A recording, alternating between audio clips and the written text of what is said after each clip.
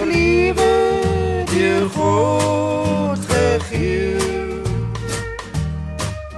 Op wie jy jou hart en liefde bestee.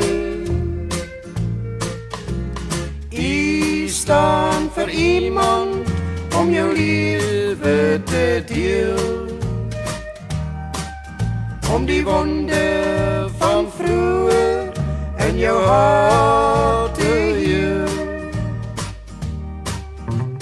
U staan veredel met die een wie jy trou, wat jou sal bystaan, wie jy kan vertrou.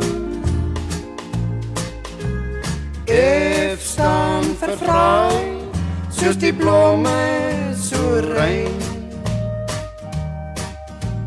Dou druppels helder, as die son daarop skyn. Die staan vir dade, deur hom of deur haar, wat die liefde behou, al is daar gevaar. Die laaste letter in 'n liefde, dit is